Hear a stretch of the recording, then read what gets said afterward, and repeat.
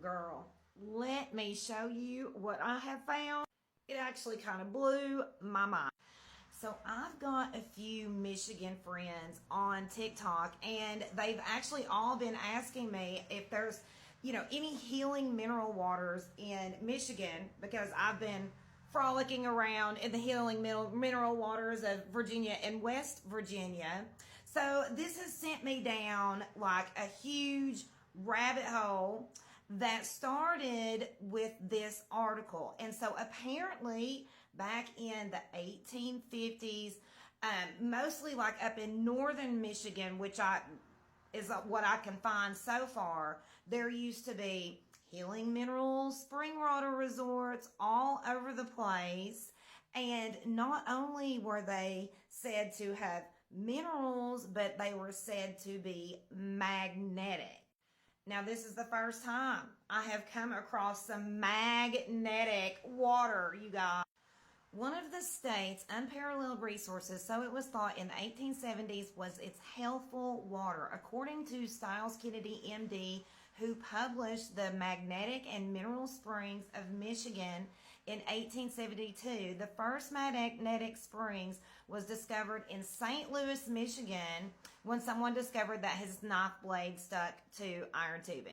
The water was deemed to be magnetized, and subsequently a health center was established where people could bathe in the mineral and magnetized water. The benefits of magnets were promoted then by many people of note, including Chase Salmon Osborne, Michigan Fish and Game Warden, and eventually governor of the state of Michigan. A self-made millionaire who lived to be 103, Osborne believed that aligning the ions of one's being with the magnetic poles of the earth promoted longevity.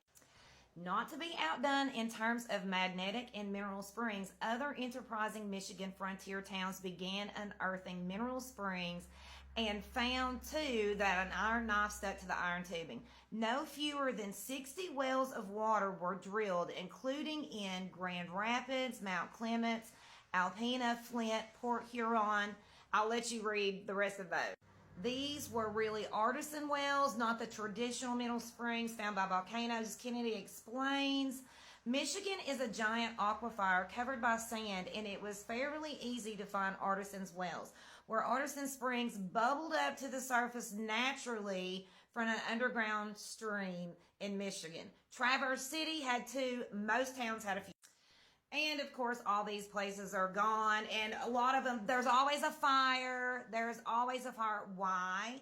Because when there's a fire, history is destroyed. So we don't even know about these places. But here is where you get your tea.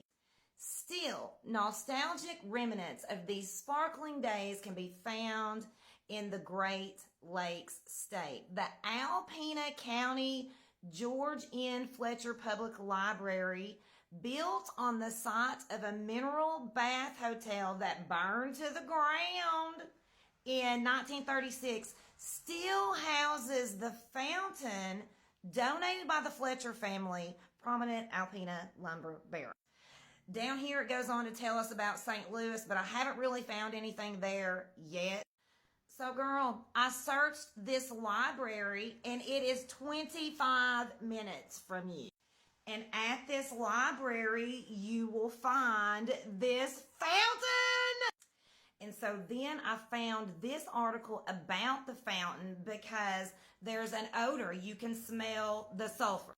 The fountain, despite its compelling aroma, is a piece of Alpena's history, an enduring remnant of a different age. On what is now the library site, once stood a magnificent bathhouse drawing visitors from far and wide to bathe in mineral waters drawn from deep underground and purported to have curative properties. The bathhouse, built in 1892 and described by newspapers of its times as one of the most perfect and complete bathhouses in the United States, housed 40 large bathing rooms in the basement. That is huge. Compared to like the mineral springs I've seen, that is huge.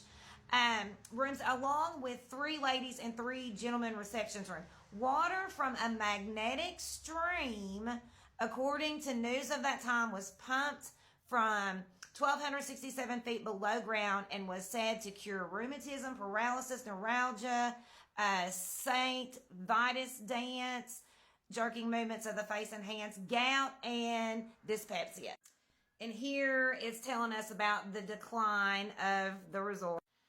The property was sold to the city of Alpena for $100 in 1939 by Grace Fletcher King, with the stipulation that it be used for a library named after her late husband or as a city park. The sale also required that the well to the mineral springs be maintained as long as flowage continued. The water's odor comes from sulfate and carbonate washed from ancient seabeds, according to reports. Colorful bacteria make their home in the water, growing with vigor in the water's sulfate and causing the distinct rotten egg smell. The same bacteria is found in the sinkholes in Rockport and are studied regularly by scientists from Grand Valley and the University of Michigan. As it did in its heyday, the underground reservoir still provides what some people see as healing waters. Members of the public sometimes stop by for a jug of the strongly scented water to take home, according to library staff, presumably in hopes that it still offers a cure for achy bodies. And then there's another fountain I found, but it's clear across the state in Frankfort. And this is the water well there that's been there since like 1850.